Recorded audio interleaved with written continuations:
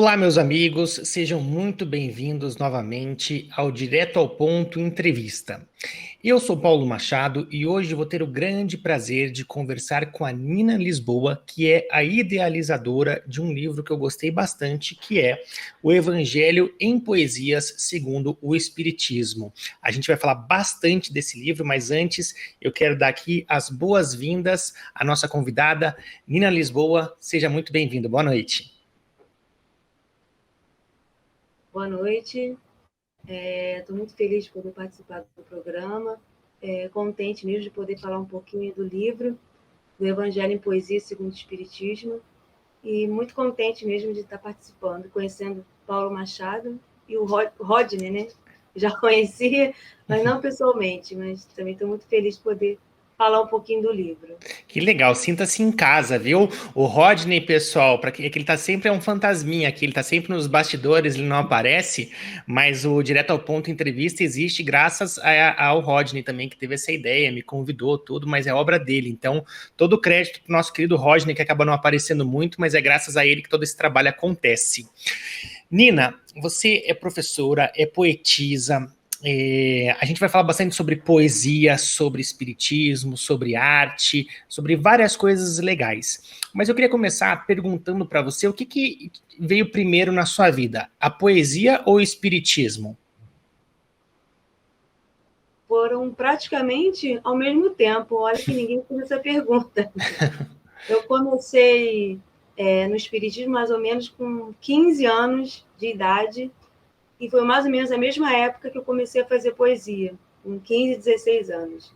E aí eu comecei no Espiritismo na mocidade, e ao mesmo tempo também começando a... Sempre gostei de poesia, assim, já lia, né, as poesias antes, um pouquinho antes, né, com 12, 11 anos. Sempre gostei de escrever, assim, redação. Quando era pequena, minha mãe falava que eu tinha, quando era bem pequena, tipo 6, 7 anos, tinha um caderninho que eu começava a escrever, anotar, fazer redação, tudo que eu via na minha volta e começava a escrever.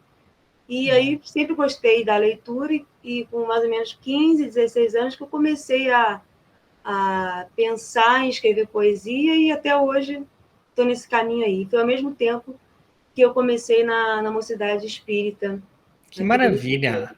Que legal, né? São talentos, são dons que acabam aparecendo cedo, né? A criança começa já a ler bastante, começa a escrever bastante, assim, acima da média. Por isso que é legal que os pais sempre estejam atentos para pescar, assim. Às vezes a pessoa tem um dom para arte, para o esporte, para a ciência, para a matemática, para a língua portuguesa, enfim. E você é de família espírita ou não? Veio formação católica, evangélica, ateia? Ou o que te levou ao espiritismo? Então, a minha mãe, na época, era católica, daquela de fazer catecismo, de Uhum. frequentar bastante a igreja. E no momento em que, naquela mesma época, que eu tinha 15 anos, por aí, houve a desencarnação do meu avô, e ela viu a necessidade de preencher aquele vazio, aquelas indagações, né? Ela começou a indagar o porquê, será que existe vida após a morte? Será que não existe? E um tio meu, que já era espírita na época, deu para ela de presente o Evangelho segundo o Espiritismo. E aí ela se encontrou naquilo. Nossa, como é que eu não estou aqui vivendo, não sabia que existia, né, o Espiritismo. E aí ela começou as respostas, né, as indagações que ela tanto almejava, começaram a ficar claras. Ela começou a frequentar, né, o centro espírita. E aí eu comecei a ir junto com ela e também me encontrei também no... Eu também tenho uma irmã que também é simpatizante, mas nós duas, né? Eu que mais me identifiquei que ela gosta de ir, mas é mais simpatizante, assim, de Que palestra. legal. E Que de legal. Então foi a sua mãe que te levou assim, você acabou indo com a sua mãe na onda. Que legal. e E me lá se encontrei encontrou. também, parecia que aquilo ali já, né, Eu gente, já estava preparado. Que bom. isso. Que legal. E você falou sobre o Evangelho segundo o Espiritismo. A gente vai falar bastante dessa obra de Kardec, né? Para quem não é espírita e nos acompanha, o Espiritismo é apoiado em 5 obras básicas, que são o Livro dos Espíritos, o Livro dos Médiuns, o Evangelho segundo o Espiritismo, o Céu e o Inferno e a Gênese. E esse livro, o Evangelho segundo o Espiritismo, para mim é assim a base, quer dizer, tem claro, toda a parte doutrinária do Livro dos Espíritos, mas o Evangelho segundo o Espiritismo é Jesus ali, através do olhar do Espiritismo, com todo o seu Evangelho, toda a interpretação espírita do Evangelho de Cristo. Então é um livro que eu tenho muito carinho, e fiquei muito feliz quando eu achei muito legal essa ideia, né, de você transformar ali, aqui está o livro, pessoal, o Evangelho segundo o Espiritismo, mas de uma forma em poesia. Foi uma coisa muito criativa, e eu queria que você me contasse um pouquinho como é que surgiu essa ideia, e como é que foi para você tirar essa ideia do papel e ter finalmente assim o livro em mãos, concretizado. Mais ou menos uns 2 anos atrás, eu e outros poetas, nós fazemos parte de um grupo, né, que se chama Espiritismo e Poesia. Então, temos vários amigos e poetas nesse grupo. E partiu uma indagação de fazer um projeto, não partiu só de mim, mas partiram também dos outros poetas, sobre levar a poesia para vários cantos, porque às vezes no nosso grupo, a gente faz a poesia e ficava muito ali restrito, né? E tinha cada poesia linda, né? De vários temas, inclusive sobre o Evangelho e outros temas relacionados ao Espiritismo. E pensamos nessa possibilidade de levar a poesia espírita para todos os cantos, né? E a poesia espírita aliada com o Evangelho, porque o Evangelho ele nos dá o nosso sustento, né? Nós espíritas temos o Evangelho segundo o Espiritismo como o nosso sustento, a nossa esperança, a nossa calma, né? Em meio às tempestades. Então, pensamos assim, vamos aliar a poesia, né? E aliar também o Evangelho, né? Ninguém, acho que nunca tinha pensado nisso, de fazer as poesias segundo o Evangelho segundo o Espiritismo. Começamos a pensar nessa possibilidade, aí formamos um grupo e começamos a perguntar quem estaria disposto a participar desse projeto. Eu pensei que ia demorar muito, eu pensei que nem ia ter um livro. A gente fez assim, uma coisa meio despretensiosa, mas também de divulgar a poesia. Poderíamos divulgar sem ter o livro, né? Uhum. Mas, assim, fomos fazendo, nos envolvendo, e chamamos os poetas, e nesse livro participaram 21 poetas espíritas, e foi acontecendo até que chegou o momento, e tivemos a oportunidade de publicar o livro pelo Clube de Arte. Que legal. O Clube de Arte, ele é espírita ou não? Ele é um clube de arte, não é espírita? É espírita. Ele é espírita. E 21 poetas, então, né? Você veja, é uma turma grande aqui de todas as partes do Brasil, né? Eu vejo. Esse livro aqui chegou até mim através de um cara amigo que é o Klaus Farige, ele é um dos autores aqui, tem um trabalho muito legal, assim, de teatro também, tem uma paixão, é aquele artista nato, assim, uma pessoa que eu gosto bastante. Um abraço para você aí, Klaus. E como é que foi feita a divisão, assim, olha, a Nina vai pegar tal capítulo, como é que vocês distribuíram entre os poetas? Olha, eu gostaria muito de fazer desse aqui, porque esse aqui mexe com o meu coração. Como é que vocês organizaram isso? A escolha, depois de perguntarmos quem ia participar, a escolha foi muito pessoal. Ele não teve briga, não teve nada. Né? Ele pegou o que eu queria, não teve nada disso. Não, teve muita coisa pessoal. Eu gosto muito do capítulo 6, posso fazer? Eu gosto muito do capítulo 13, que foi o que eu fiz, capítulo 1 e o capítulo 13. Eu gosto muito do 13. Eu falei, legal. Posso escolher o 13? Sim. Aí cada um foi escolhendo e não bateu, assim, nenhum teve briga, não bateu assim por nada. Não teve duas pessoas escolhendo a mesma coisa. Que legal. E a divisão foi bem tranquila. E depois, aí, quando uma coisa interessante que a gente dividiu, depois de muito tempo, de mais de um ano, alguém lembrou, gente, tem a parte das preces, ninguém lembrou. Tinha ficado de fora. Encaixamos depois a questão das preces. Aí também cada um foi fazendo a prece, não teve a parte da prece, não foi assim, cada um fez uma prece, né, não teve uma coisa muito rígida, cada um fez uma prece do jeito da poesia que faz, e ficou bem legal. Que legal. Foi feita bem depois, né? Você sabe, para quem também não está familiarizado com o Evangelho segundo o Espiritismo, no final tem a coletânea de preces, que é o que ela está se referindo aí, Inclusive, eu acho que o Evangelho segundo o Espiritismo é o livro mais lido, né, Nina? Porque, claro, a base ali, o doutrinário é o livro dos Espíritos, mas o livro dos Espíritos você lê ali, estuda, enfim, mas quem faz o Evangelho no Lar lê toda semana o Evangelho segundo o Espiritismo, então eu acho que é o livro que é mais lido pelos espíritas. E a gente já vai falar sobre o Evangelho no Lar, mas antes eu queria saber, para quem ficou curioso, capítulo 13, que ela diz que toca muito, o título é Não saiba a vossa mão esquerda o que dê a vossa mão direita. Por que esse particularmente toca com você, Nina, esse capítulo? Bom, assim, a parte... Quando eu comecei no Espiritismo, sempre... meu propósito foi sempre de trabalhar, de fazer caridade, de trabalhar em prol de alguma coisa. Então, sempre, assim, todas as casas que eu já frequentei, já mudei algumas casas, porque mudava, assim, de bairro, né, mudança de casa mesmo, e mudei algumas vezes de casa espírita. E sempre procurava fazer trabalho. Já fiz campanha do quilo, distribuição de bolsa, agora eu trabalho com gestantes, com enxoval de gestantes, então... E eu e minha mãe também trabalha com a gestante, a gente sempre... Meu marido trabalha no hospital aqui que nós temos aqui, filantrópico, espírita, aqui no Rio de Janeiro, chamado... Inclusive, a renda do livro é para esse hospital, Ação Cristã Vicente Moretti, que tem um trabalho social assim, maravilhoso. Eu sempre estive muito engajada com os projetos sociais dentro do espiritismo. Então, esse capítulo, né, que fala muito né, da caridade, né? Então, por isso que me marcou bastante. Que legal. Eu até ousaria acrescentar, Nina, que fala muito da caridade sem ostentação, né? Que tem muita gente que gosta de soar trombeta diante de si quando pratica a caridade, e a verdadeira é aquela do íntimo mesmo, né? Que não necessita do reconhecimento humano. E até a gente vai reforçar isso no final, mas eu queria que você já dissesse quem quer comprar o livro ou quem quer ajudar o hospital, qual que é o caminho que essa pessoa pode ir atrás? O Clube de Arte está nas diversas redes sociais, está no Facebook, Instagram, é só digitar Clube de Arte que você vai conhecer. E para comprar o livro, tem que entrar no site do Clube de Arte. Tá, ótimo. www.clubedearte, eu acho que é .org.br. A gente vai deixar na descrição aqui do vídeo, depois a gente localiza, mas então... A renda toda para o... Clube de Arte, toda a renda, então, vai para a ação do hospital.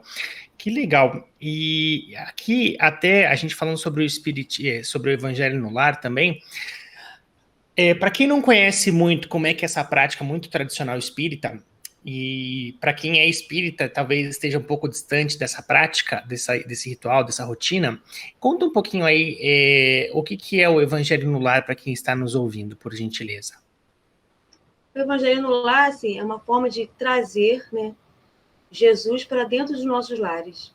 E isso veio muito à tona, principalmente na pandemia, que nós ficamos, né, ainda aqui no Rio de Janeiro, na maioria das casas não abriram ainda, né, a casa que eu frequento não. E é uma maneira de trazer Jesus para dentro dos nossos lares e trazer também a ajuda dos nossos amigos espirituais para nos ajudarmos, né, Então, nós espíritas, né, fazemos assim, uma vez por semana, né, colocamos um dia fixo em uma hora e fazemos toda semana, né, lemos o livro do Evangelho, para que esse livro possa nos ajudar na ambiência do nosso lar, ajudar nos nossos propósitos, e realmente, quando o lar, né, quando nós fazemos o culto no lar, já tem vários livros, né, retratando isso. É como se acendesse uma luz, né, uma luz no nosso lar.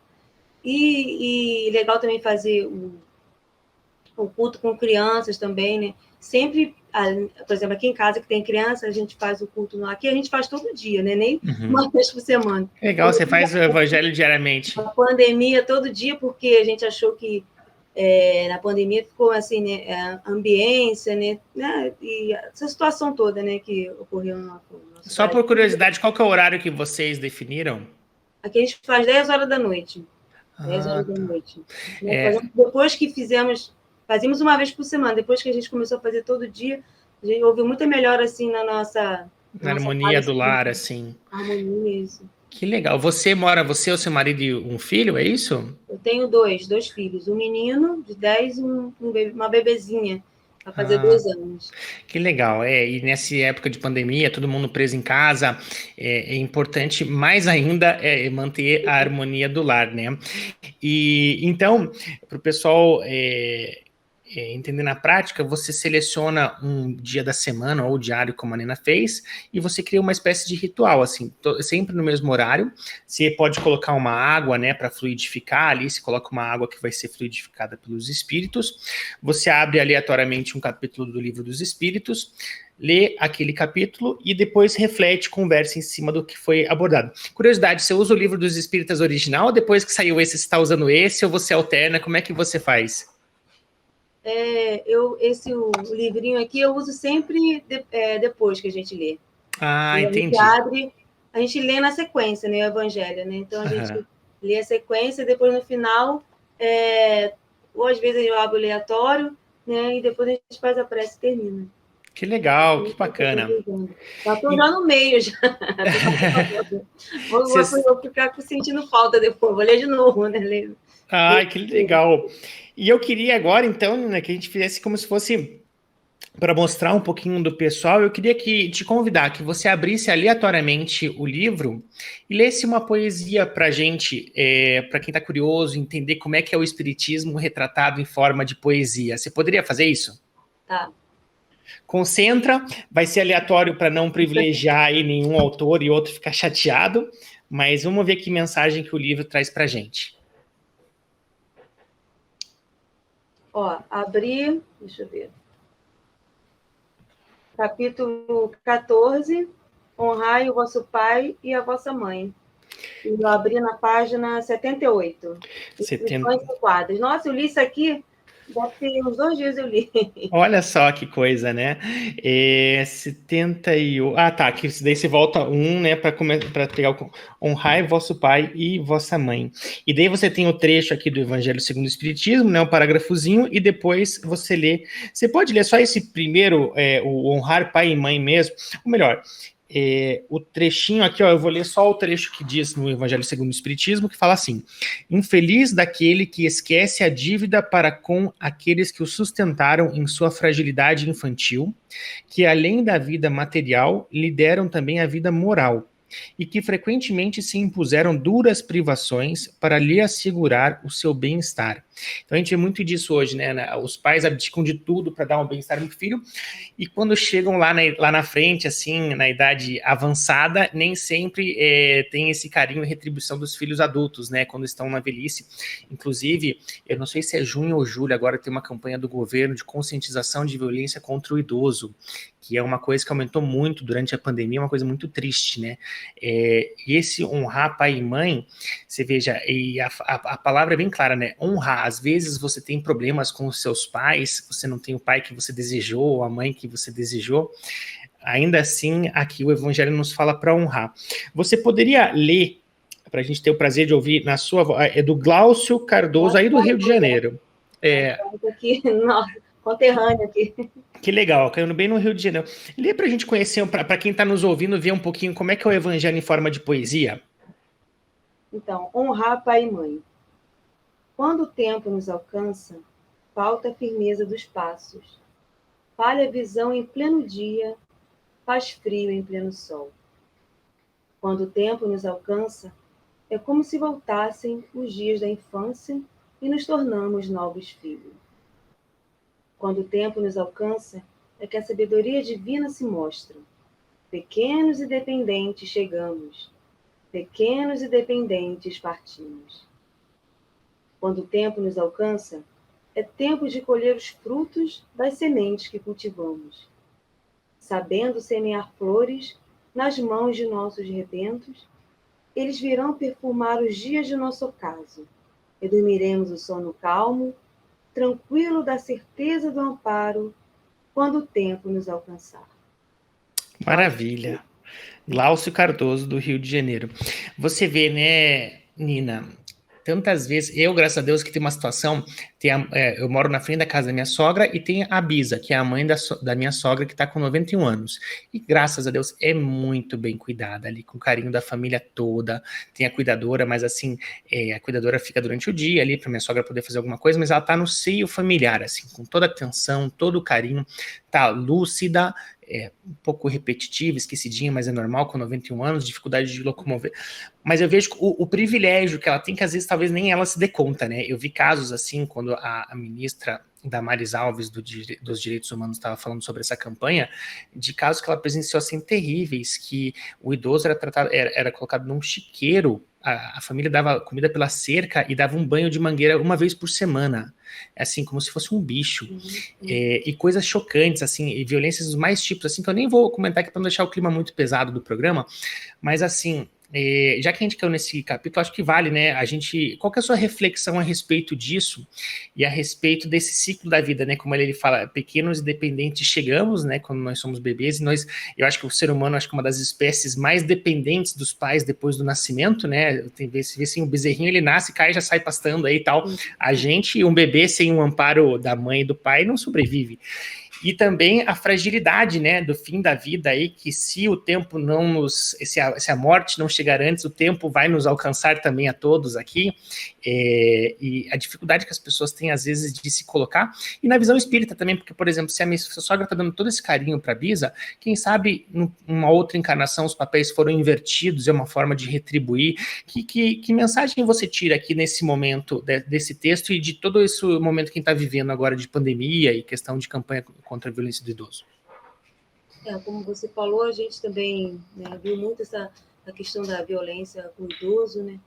A gente tem que sempre pensar que nós iremos ficar velhos, né?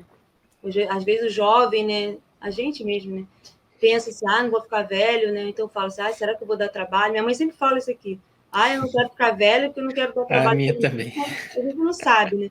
E da mesma forma que nossos pais, né, eu vejo assim, que eu tenho uma bebê de 2 anos, da mesma forma, o trabalho que dá, né, de cuidar de uma bebê, o esforço, as noites sem dormir, né, e assim, quando, né, isso nós esperamos que quando, né, eu ficar velhinha, isso, né, que honrar o vosso pai e a vossa mãe que trata o evangelho, né, ele fala bem uma parte assim, né, quando ficarmos velhos, né, temos alguém para nos ajudar, não colocar, né, os idosos também trancafiados, ou às vezes mora até na mesma casa que a gente, mas a gente não conversa, idoso adora conversar, né?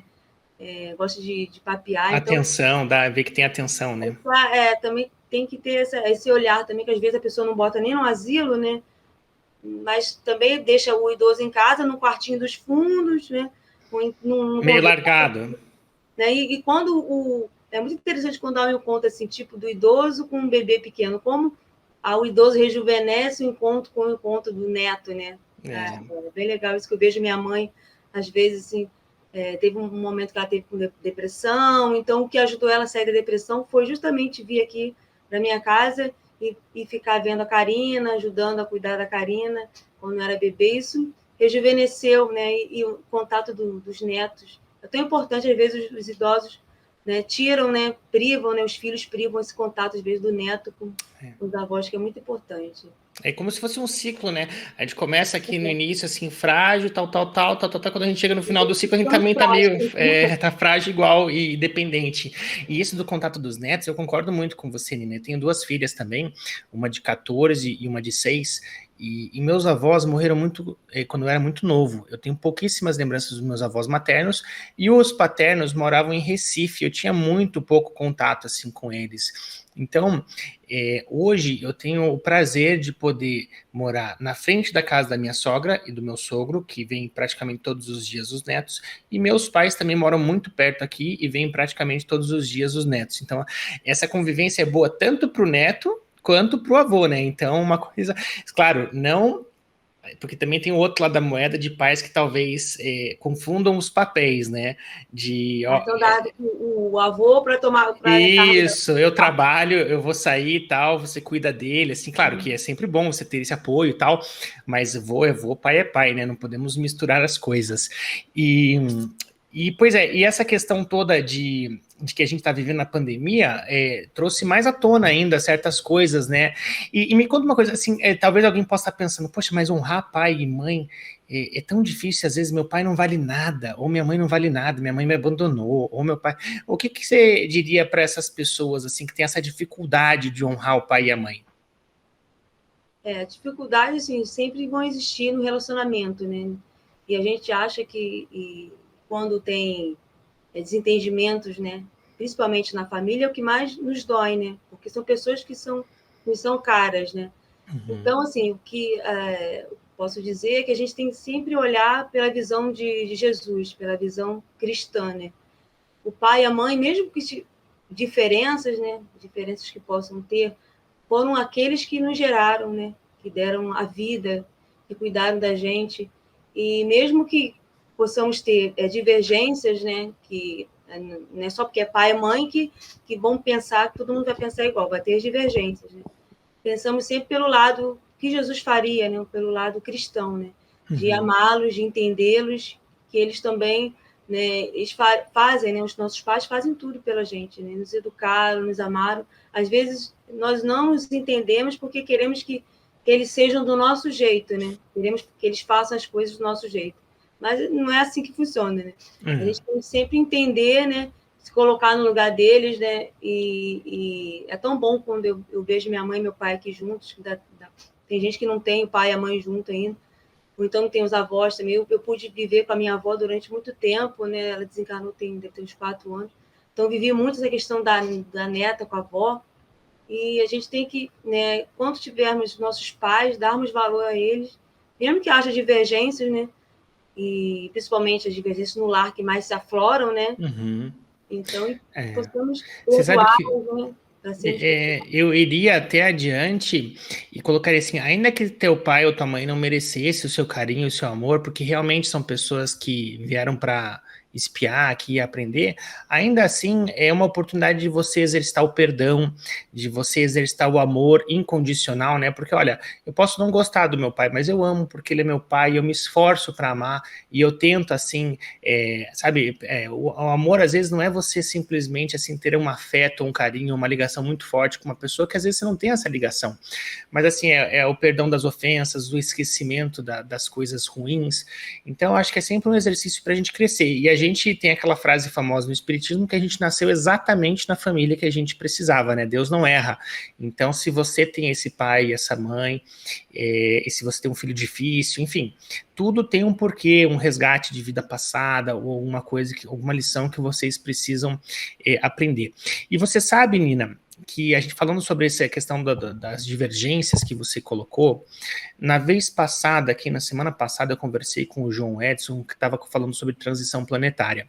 E esse momento de transição, de ebulição que a gente está vivendo, e ainda nessa questão de pai e mãe, a gente tem observado muita questão, um ambiente tóxico por discussões políticas, ideológicas, assim, que estão rachando a família, assim, muitas vezes, e às vezes o pai que teve um carinho enorme pela filha a vida inteira, de repente a filha, porque tem, sei lá, um ideal mais de esquerda, progressista, e o pai é mais conservador e de direita, e daí começa a ter essas brigas, ou vice-versa, normalmente eu ia falar, a menina jovem, ele é de direita e conservador e o pai é esquerdo, eu acho que é um pouco mais raro, mas assim, independente do lado, essa nossa imaturidade emocional para saber conviver pacificamente, poxa, você acredita, você tem esses ideais, que legal, poxa, eu te admiro, eu te enxergo como uma pessoa, entendo porque você tem isso, tem um conjunto ali de crenças e experiências que fazem você formar essa opinião sobre as coisas, e ao mesmo tempo eu tenho a minha, e não precisa ser igual, não precisa ser. A gente pode ter diferença, só que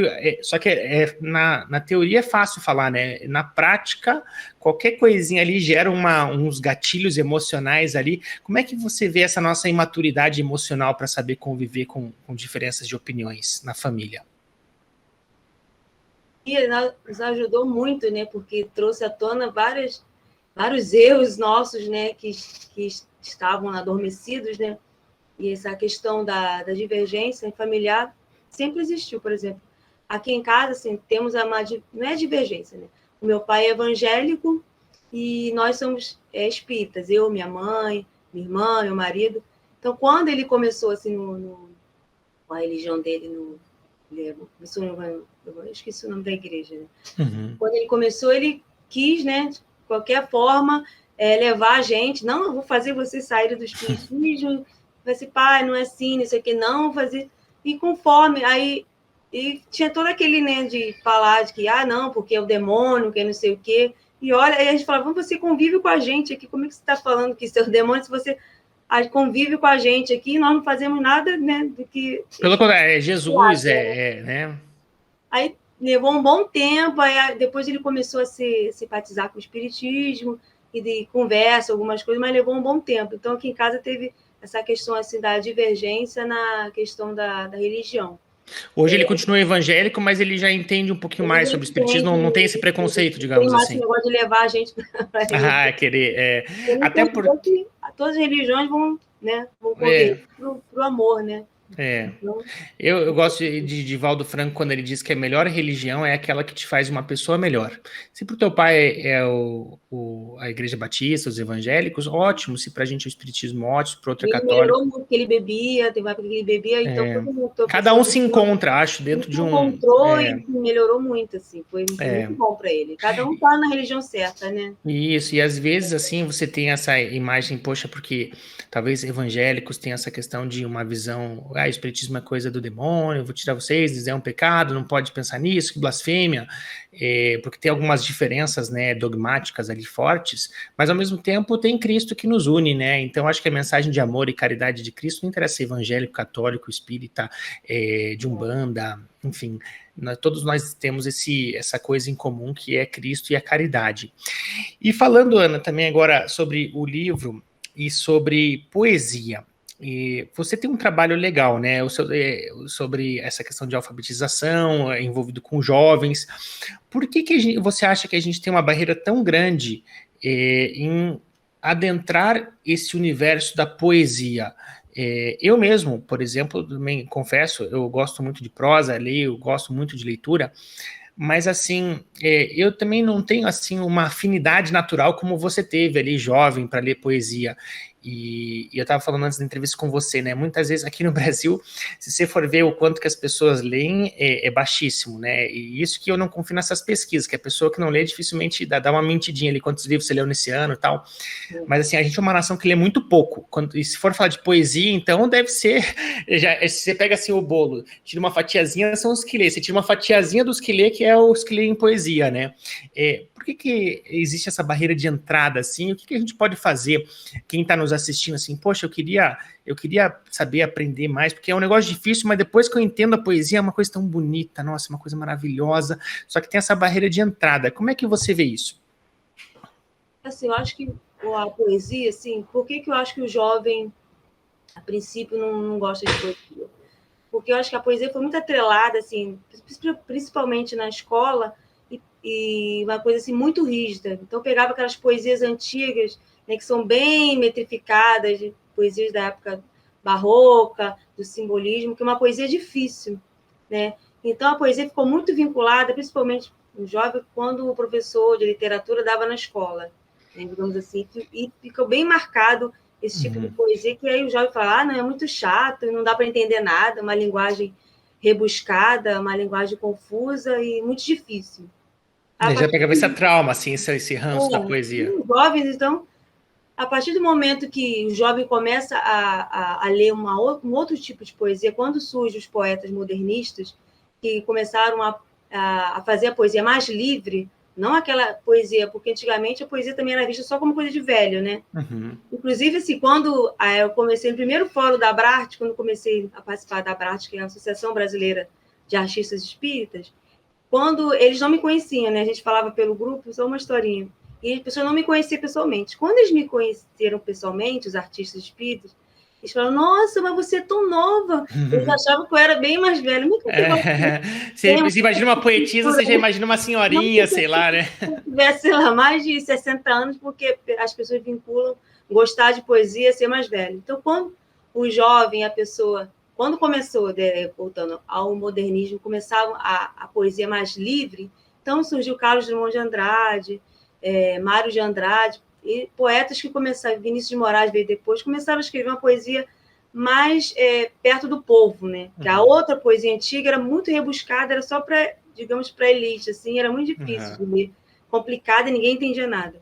Quando surge uma poesia assim que mais ao contato do povo, leve, acessível, mais, né? mais acessível, aí as pessoas começaram a gostar de poesia. O jovem ainda tem um pouco de receio de poesia, mas se começar a pegar a poesia e ler, eu trabalho numa escola que uma vez por ano a gente trabalha com festival de poesia.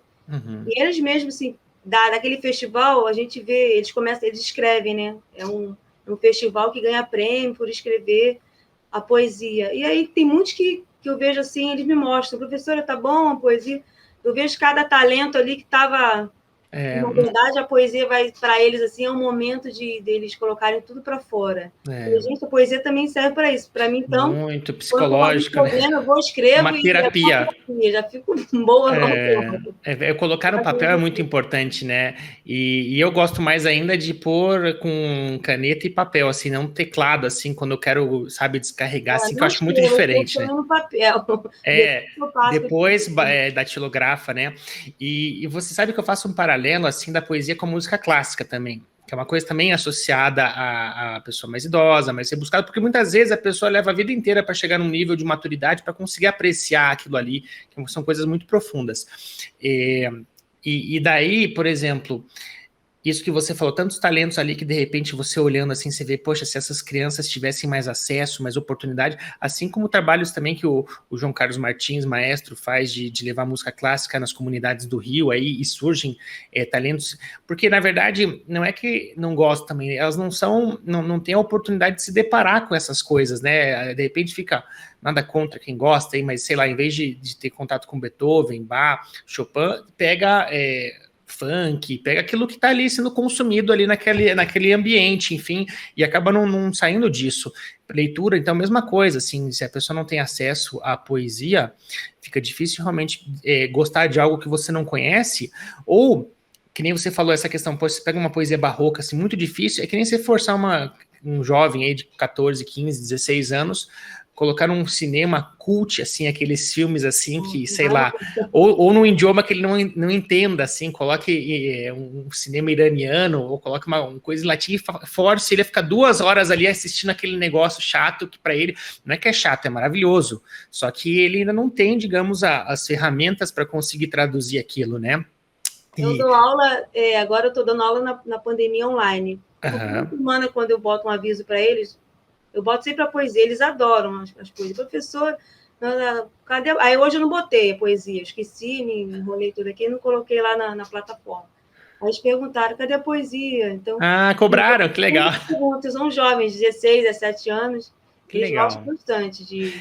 se tivesse mais... A minha filha fez um trabalho muito interessante, anteontem, até ajudei ela, que ela tinha que pegar Shakespeare e a história de Romeu e Julieta e contar em forma de poesia, em 4 estrofes, assim, um poder de síntese enorme, tinha que contar toda a história ali em 4 estrofes, e ficou muito bonito, assim, coisa mais linda. Eu até, assim, queria mostrar para as pessoas que ela morre de vergonha, daí acabei não mostrando, mas assim... E ela gostou, e era com rima, enfim, daí a rima te força a ter um vocabulário. Também tem esse lado da poesia, né? Assim, quanto mais vocabulário você tem, mais você consegue admirar, apreciar a poesia. E a maioria das pessoas, querendo ou não, aqui no nosso país, tem um nível intelectual mais restrito, assim, tem um vocabulário mais restrito, teve um processo de alfabetização deficiente. Então, isso acaba limitando um pouquinho também, né? Mas quando você tem aquele vocabulário e você vê uma poesia assim, que usa as palavras assim, é uma coisa maravilhosa, né? O duro é chegar lá, vencer essa barreira de entrada para conseguir chegar lá. Talvez a pessoa não comece na poesia, mas comece lendo livros fáceis, assim, em prosa mesmo, e depois vá meio... Eu, por exemplo, confesso que eu queria muito ler, eu morei na Itália, e um dos meus desafios da vida é ler a Divina Comédia de Dante Alighieri no original. Que para quem não está familiarizado, é um poema também, só que você fala, um poema, a pessoa já imagina uma 4, assim. Não, são 3 livros enormes, assim, e de uma genialidade, assim, ímpar, porque ele conseguiu, eu não vou lembrar agora os termos, porque também sou ignorante em poesia, mas, assim, ele tem toda uma métrica perfeita de número de palavras, sílabas, rima, do início da primeira até o final, assim, depois de 1000 páginas. É uma coisa assim, ó, de outro mundo. Dividido, né, inferno, purgatório e o céu e o paraíso. E eu vi, como estava muito difícil para mim, o que eu fiz? Eu fui atrás de uma versão em prosa. E aí, poxa, em prosa ficou uma coisa, em português. Em prosa e em português, então já rompi essas duas barreiras. Claro, perde-se a beleza da poesia, e no caso de Dante, essa métrica toda, essa sonoridade que dá, né? A poesia tem muito com a sonoridade também, né? Que o texto em prosa não tem tanta atenção a isso. Mas é uma forma de você tentar, né? Poxa, melhor eu ler em prosa em português do que ficar tentando ler em italiano e em poema, que eu nunca vou ler. Então, são alguns estágios que você precisa vencer, né? Tava uma discussão interessante lá no nosso grupo, né, do WhatsApp. Alguém falou, pô, será que poesia... Inclusive foi o Cláudio, já escreveu um poema assim, falando, será que poesia tem que ter rima, tem que ter métrica? Aí a gente, né, uma discussão assim, quando eu falo, é um debatendo, um debate assim, aí a gente, não necessariamente, né, uma poesia tem que ter rima. No caso, tem que ter a sonoridade, né, a rima, não necessariamente, ainda mais hoje em dia que a gente escreve textos mais poéticos, tem uma rima mais livre, não se prendendo muito, né, a rima fechada, né, rebuscada. Aí teve esse questionamento. E aí eu fiquei pensando, quando você estava falando da poesia, assim, quando eu comecei a escrever com 15 anos, era aquela... Assim, se for comparar a minha poesia dos 15 anos para cá, houve uma mudança, até porque o poeta, né, tem que estar sempre estudando, e a melhor forma do poeta estudar a poesia é ler outros poetas, né? Uhum. Entender a poesia e ler outros poetas. Então, sempre no nosso grupo lá, a gente recomenda um livro de um, por exemplo, Cordel. Cordel é muito difícil, né? Cordel também tem toda uma particularidade que não, eu nunca tentei fazer cordel, toda uma particularidade que não são todos. Merlânio Maia faz uns cordéis belíssimos, né? Uhum. Então, a melhor maneira do poeta estar sempre se aperfeiçoando é lendo sobre a poesia, né? E lendo outros autores, porque aí você vai até você formar a tua, porque cada poeta tem o seu jeito de escrever, né? Tem a sua particularidade. Então, aí, quando eu comecei a escrever com 15 anos, eram aquelas poesias de namorada, eram aquelas bobeirinhas. Adolescente apaixonada, assim, mais. E depois fui mudando, assim. E quando eu entrei na doutrina espírita, então, parece que a poesia se encaixou, porque a nossa poesia espírita, com a temática espírita, então se encaixa perfeitamente nos temas, nas virtudes, né, no amor. Então, encaixou perfeitamente no sentido de fazer a poesia e de dar um conforto, um alento. E a poesia, e depois de um tempo, foi mudando bastante a minha poesia. Se for ver do começo para agora, mudou bastante, até e agora eu acho que eu tenho um estilo próprio. As outras pessoas que falam, não sei eu não, que eu tenho um estilo próprio de escrever, né? Você vai desenvolvendo, depois de tantos anos também, você vai evoluindo. Eu gosto muito de estar lendo outros poetas, porque aí a gente vai... E eu ia te perguntar bem isso, tem algum poeta contemporâneo que você gosta muito, assim, ou que você gostaria de... Pessoal, vão atrás desse cara aqui, ó, lê um poema dele aí para vocês que querem iniciar nesse universo. Eu gosto muito do Leminski, que é uma mais atual, não sei se você conhece. Leminski? É uma poesia mais atual, né? Não, mas Paulo Leminski aqui de Curitiba, já falecido ou não? Eu não sei de onde ele é, não. Eu tenho um livro dele. Sim, Paulo Leminski, aqui em Curitiba, ele é um ícone, assim. Tem até um mural de Poti Lazarotto aqui. Nós temos a pedreira Paulo Leminski aqui em Curitiba. Claro, ele... Poesia desconstruída, né? Não é essa poesia assim, que a gente costuma, né, como se falou, tem os decassílabos, tem, né, tem tudo. Não é essa poesia, uma poesia mais desconstruída. Ai, que legal que você citou Paulo Leminski. Aqui a gente... Não lembrava que ele era curitibano. Tem um bigodão assim, já faleceu. Ele tem uma característica muito grande. Aqui, inclusive, tão famoso que ele é, a gente tem a Ópera de Arame, que é um teatro bem famoso aqui em Curitiba, céu aberto, e junto da a Ópera de Arame tem a Pedreira Paulo Leminski, onde tem shows assim, tal, muito legal, inclusive foi lá no show do Pixies. Muito legal. E que bacana, então, Paulo Leminski, que surgiu, o pessoal conhece aí o trabalho de Paulo Leminski, até vão estar prestigiando a nossa terra aqui. Eu gosto dos antigos também, né, do Carlos Drummond de Andrade, Cora Coralina, mais um texto poético também, que é bem legal, né? As pessoas gostam muito da Cora Cora Coralina. Coralina Não também, é bem né? aquela poesia que a gente, né, vê naquela métrica, assim, mas são textos poéticos bem interessantes, né? E olha, eu penso assim, claro, como eu falei, a questão do vocabulário limita, né? Se a pessoa tem um vocabulário muito raso, é difícil ela conseguir ler poetas mais. O poeta também tem que ler bastante, como você falou, para Tem que, porque criar o ele vocabulário e conseguir escrever, né? Não tem ficar que sempre...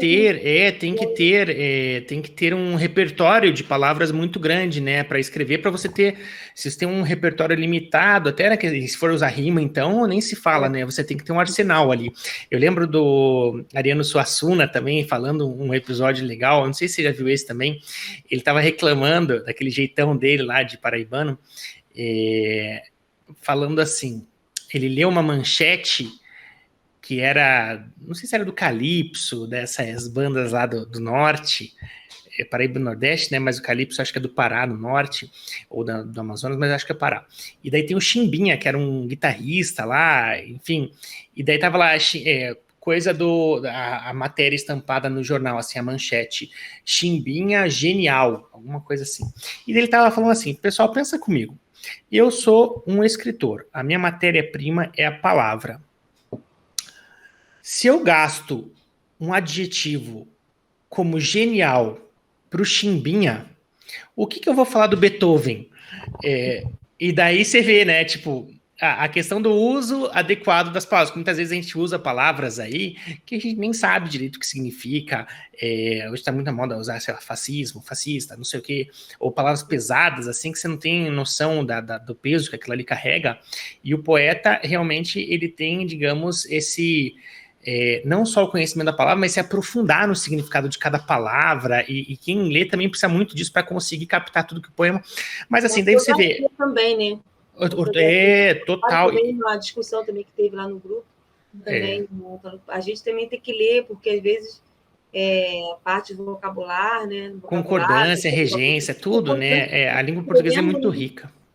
Mas você sabe, daí eu penso assim, poxa, você que é professora, é triste pensar também o nível, a gente tem, sei lá, X% da população alfabetizada, mas assim, analfabetos funcionais é muito grande ainda, né? Pessoas que não conseguem interpretar um texto, que não conseguem escrever um texto simples. Ainda mais hoje com o celular e TikTok, daí já tem aquelas abreviações, VC e um monte de coisa. E acho que se a gente não proteger a língua, ela vai cada vez se vulgarizando mais também, né? Então, não é questão de ser erudito assim, mas é uma questão de você também respeitar. Também tem algumas correntes de professores que falam que não existe a forma culta, a pessoa deve se falar do jeito que ela acha que tá certo e tá bom. Então, é uma discussão bem interessante em relação a isso, mas eu penso assim, para essas pessoas que talvez estão aí numa comunidade pobre ou não têm acesso à educação, o rap, a música, ele não deixa de ser uma forma de poesia, né? Com rimas, com tudo ali. Claro, daí tem o rap de boa qualidade, o rap de má qualidade, o funk, não conheço de boa qualidade ainda, mas deve ter também, porque é um gênero musical, né? Deve ter bons funks, enfim. Eu tenho pelo menos tudo que chega até mim, nunca gostei, mas é uma forma de poesia para essas pessoas, né? Acessível a elas. Assim, você pega um rap, assim, tem umas letras fortes, bonitas, bem rimadas, pessoas talentosíssimas, tem aqueles, que nem os repentistas do Nordeste também, né? A capacidade que eles têm de gerar uma poesia instantânea, com rima, com métrica, tudo do nada, no improviso. É impressionante, né? A escola tem esse papel, né, de colaborar, né, nessa questão das crianças aprenderem, né? Então, hoje em dia a gente prioriza que o ensino seja uma coisa assim bem lúdica, né? Fazer com que a criança aprenda. Estava até comentando com meus alunos hoje como era o ensino antigamente para agora. Antigamente o aluno não tinha voz, né? O professor era o detentor do conhecimento e o aluno não podia nem não falar nada, não podia, né? Diálogo, não tinha o diálogo, né? Não tinha Google para contestar o professor, não tinha nada, né? Aí agora o aluno, né, o professor monta aquela aula pensando em como aquele aluno vai aprender. Daí eu utilizo nessas ferramentas, como você falou. Eu uso bastante a poesia também em sala, né? E até com as crianças pequenas também, que gostam bastante da poesia, principalmente com a poesia infantil, que tem, né, as gravuras. Então, eu trabalho também com a criança e com o jovem. Então, eu tento sempre no meu trabalho levar poesia, porque ainda mais para as crianças das classes menos favorecidas, né? Eu trabalho numa escola perto de uma comunidade, então para eles não têm o acesso à leitura que nossos filhos têm, né? Aham. Confesso que eles têm, às vezes, só televisão, às vezes nem internet, YouTube tem direito. Uhum. Então, como a gente vai levar esses gêneros textuais, né? A poesia, né?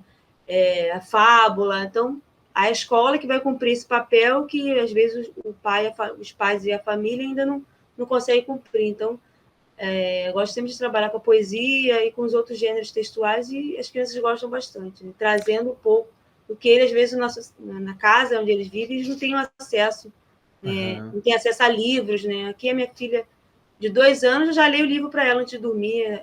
Com 1 ano e pouquinho, eu já comecei a ler para ela, e ela adora, né? Então, Uhum. nem toda criança tem esse acesso ao livro, É. consequentemente, né, fica uma desvalorização, né, do ensino, né, um disparate, a criança que não tem um incentivo dentro de casa para aquelas que têm, e a escola tem que cumprir esse papel de levar o ensino, né, de boa qualidade, né, trazendo para as crianças, né? Isso. E fica uma lacuna muito grande, né? Porque se a criança não é alfabetizada ali no momento certo, não é colocada em contato com a literatura ali, depois para correr atrás é muito mais difícil você recuperar, né? Tanto que hoje a gente fala em analfabetos funcionais, parece só as pessoas pobres ou as pessoas. Mas não é gente de faculdade particular, universidade particular, que tem um português assim de um nível que é vergonhoso, assim, sabe? Então, o espiritismo tem muito disso, né? Instruí-vos. Então, é uma missão do espírita sempre o aprimoramento intelecto-moral, né? Nós temos que crescer numa asa a parte moral e na outra a intelectual. Então, nós temos que nos desenvolver, que adquirir conhecimento, e não é só conhecimento técnico ou doutrinário ou científico, é o conhecimento da língua, o conhecimento da comunicação, né? Das palavras, de tudo isso faz parte do espiritismo. Para a gente chegar aí para a parte final, que nosso tempo está se esgotando, Nina, eu queria que você, assim, é, aproveitasse esse espaço assim para deixar uma mensagem de agradecimento, assim, talvez até a todos que contribuíram para esse projeto do livro, e também uma mensagem assim, não sei se você se sentir à vontade, uma poesia sua que você queria compartilhar, uma mensagem de otimismo para esse momento de pandemia que nós estamos vivendo aí, para quem está nos assistindo, para encontrar também um acalento na poesia para superar essas dificuldades que todos estamos tendo globalmente hoje. Eu agradeço, né, muito a oportunidade de falar sobre o livro, e a gente está tendo um retorno dele, muitas pessoas falando, nossa, esse livro está me ajudando muito na questão da pandemia, né? Muita gente ficou desempregado, ficou em casa, e os centros espíritas também, muitos ainda não voltaram. Então, foi uma obra assim, importante que o Clube de Arte estava um tempo sem editar livros, estávamos um tempo, até por causa da... Editar livro é caro, né? O Clube de Arte sempre teve esse propósito de levar a arte, né?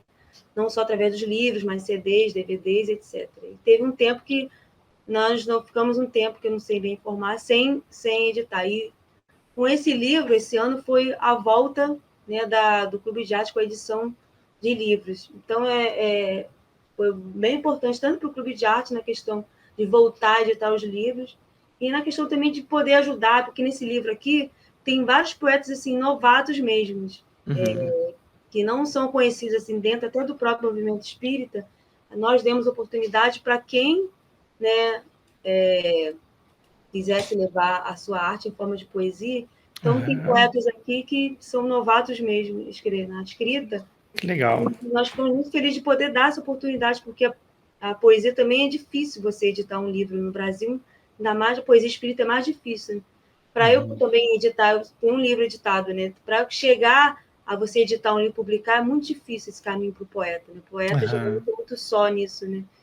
E então a gente está dando, e pode ser que surja, né? Vamos começar a ter novas oportunidades para outros poetas também, outras coletâneas, e ficamos muito felizes de poder ajudar outros poetas, assim como eu fui ajudada, né?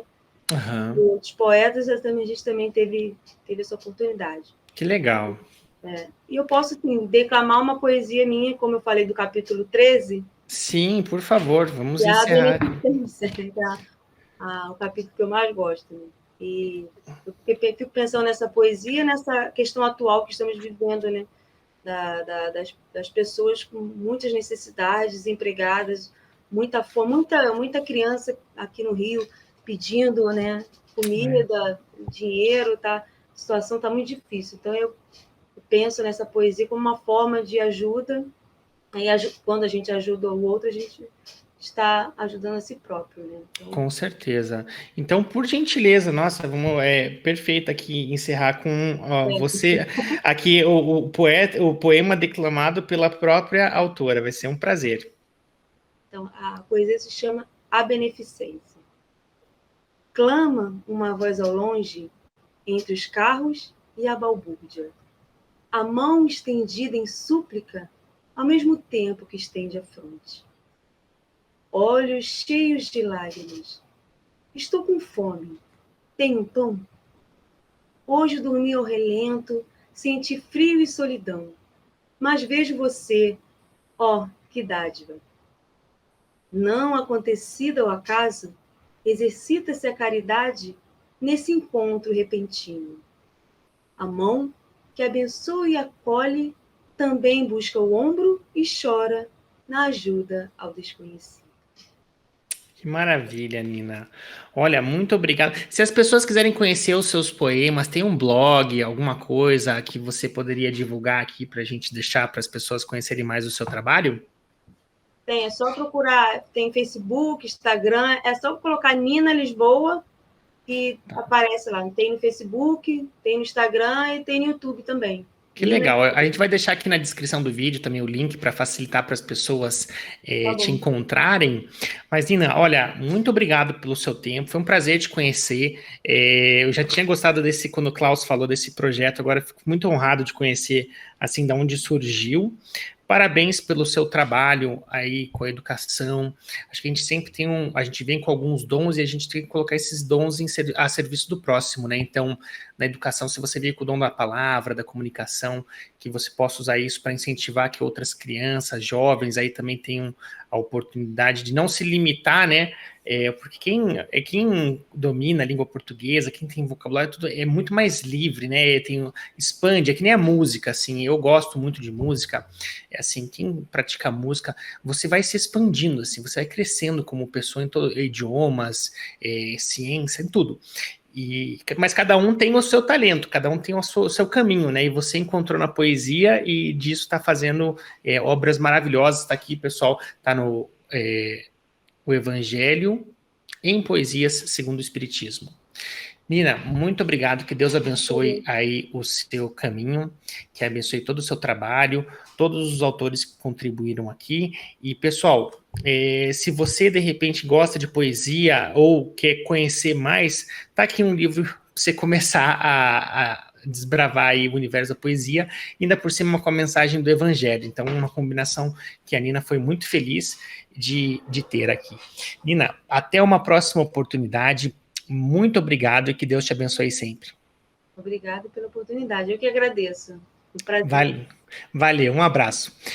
Pessoal, chegamos ao fim de mais um Direto ao Ponto entrevista.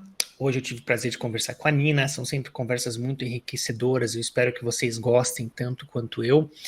Semana que vem tem mais, nós temos uma gama de entrevistados ali preparados que vocês vão gostar bastante sobre os mais diversos temas e conte sempre conosco. Se você gostou, eu peço que você deixe o seu like, compartilhe esse vídeo, se inscreva no nosso canal aqui da Rádio Espírita e sempre que puder, assim, você que é espírita, de repente está meio afastado do Evangelho do Lar, aproveita esse momento, assim, esse toque, você que ficou até aqui, para retomar esse hábito, de repente através aqui do livro de poesias, mas é sempre importante a gente ter a presença de Cristo no nosso lar, sobretudo nesse momento que nós estamos vivendo.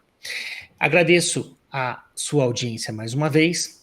Eu sou Paulo Machado, se você quiser conhecer um pouco mais sobre mim, é só você acessar paulomachado.com. Muito obrigado, que Deus ilumine a sua família, você que está nos assistindo, hoje e sempre, que assim seja. Um abraço e até a próxima.